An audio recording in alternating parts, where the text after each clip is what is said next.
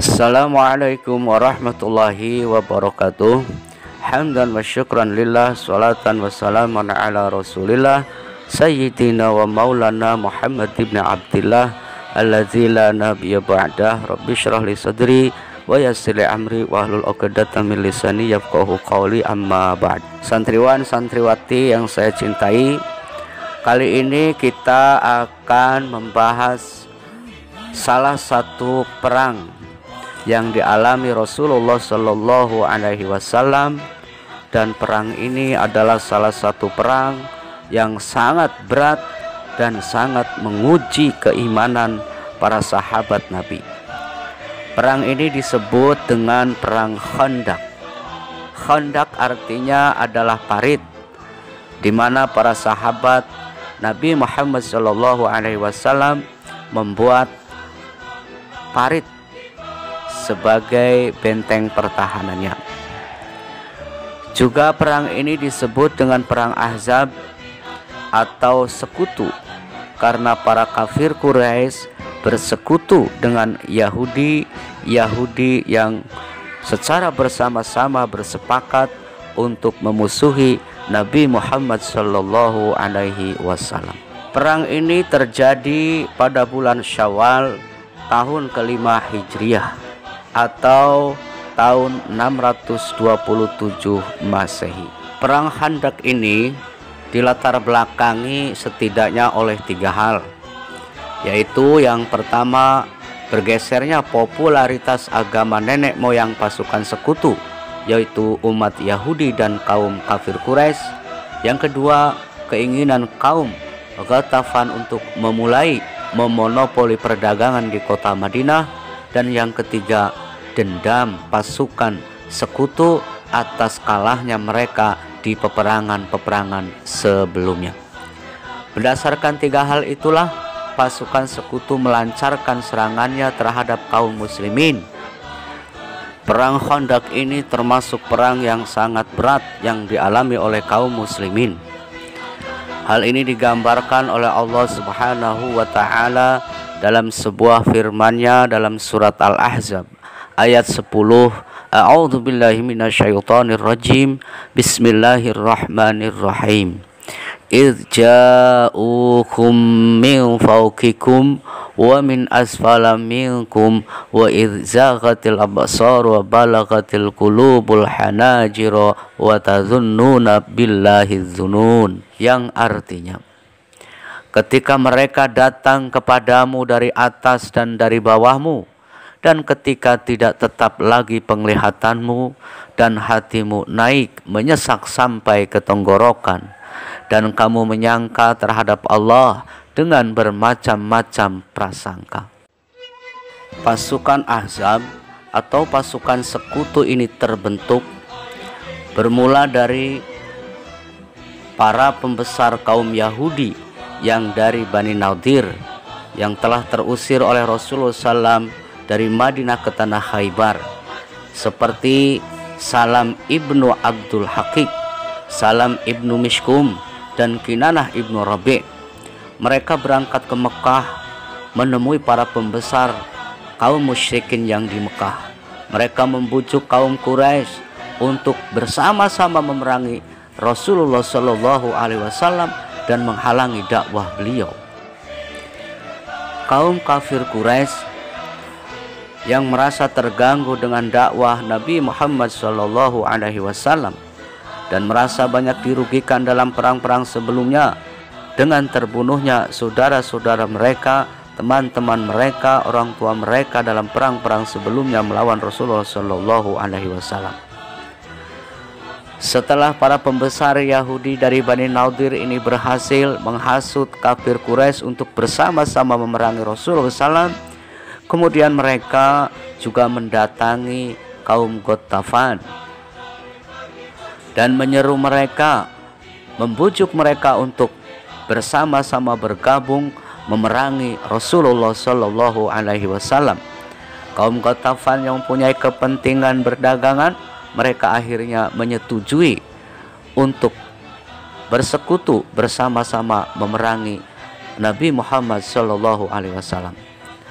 Maka Dari persekutuan ini terbentuklah satu pasukan yang sangat besar yang siap bertempur dengan peralatan-peralatan yang sangat memadai dan sangat dipersiapkan sebelum-sebelumnya.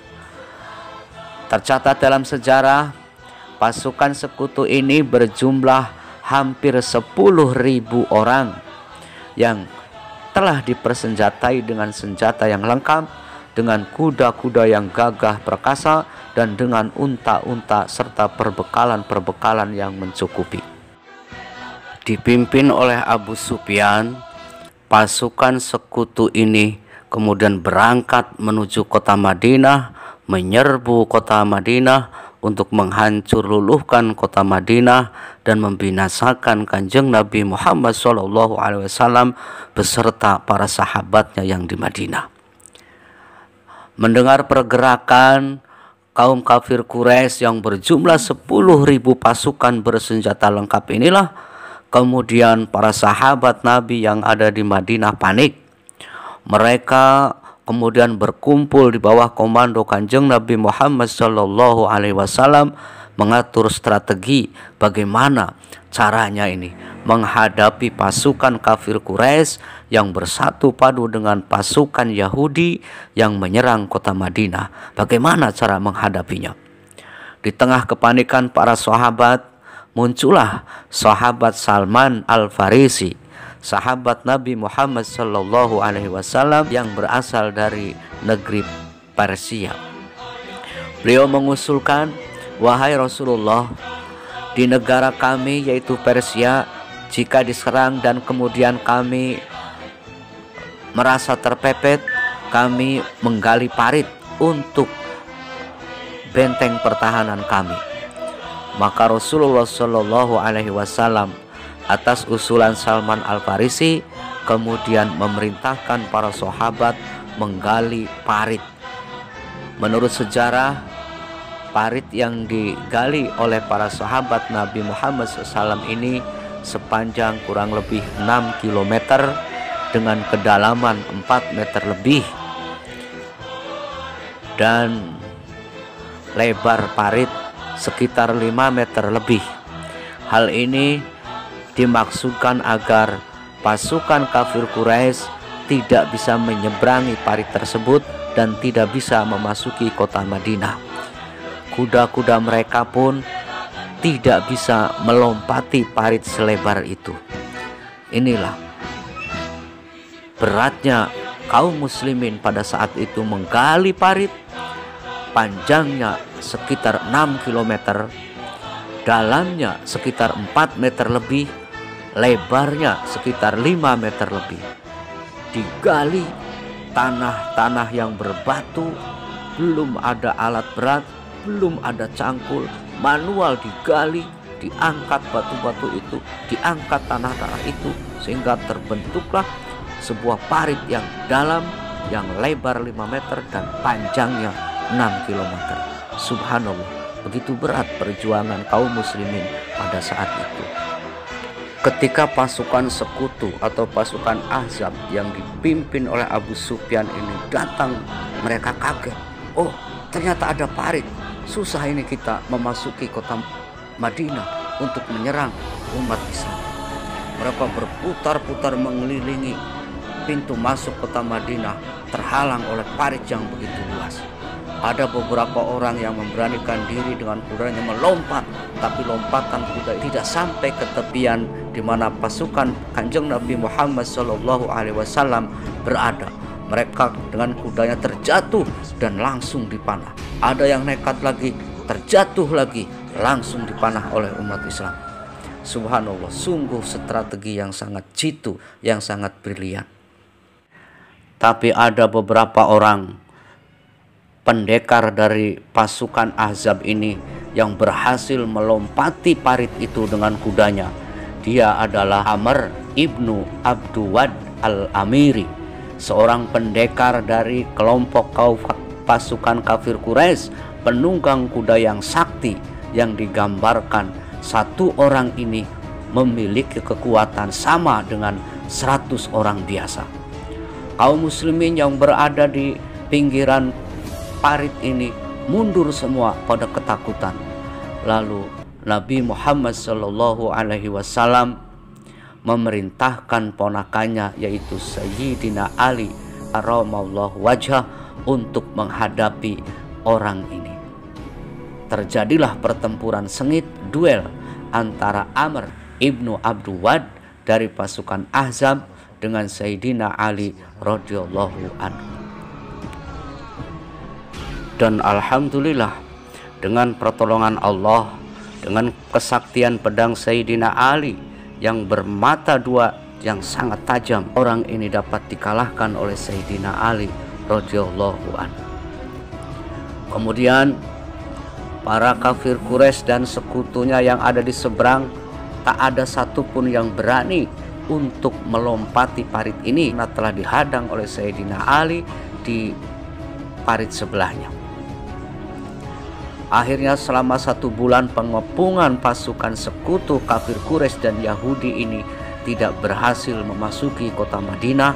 Allah menurunkan pasukan dari langit dan angin topan, angin puting beliung yang menerbangkan, memporak-porandakan tenda-tenda pasukan Ahzab ini, menerbangkan, memporak-porandakan perbekalan makanan mereka, bahkan kuda-kuda dan unta-unta sebagai tunggangan mereka juga lari tunggang langgang karena ketakutan dengan adanya angin puting beliung ini.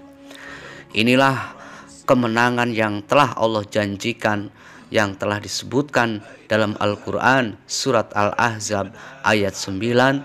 A'udzu billahi minasyaitonir rajim. Ya ayyuhalladzina amanu dzkuru ni'matallahi 'alaikum idz ja'atkum junud fa arsalna 'alaihim rihaw wa junudan lam tarauha wa kana Allahu bima ta'maluna basyira. Hai orang-orang yang beriman, ingatlah akan nikmat Allah yang telah dikaruniakan kepada kalian ketika datang kepada kalian tentara-tentara, lalu kami kirimkan kepada mereka angin taupan dan tentara yang tidak dapat kalian lihat, dan adalah Allah Maha melihat akan apa yang kamu kerjakan.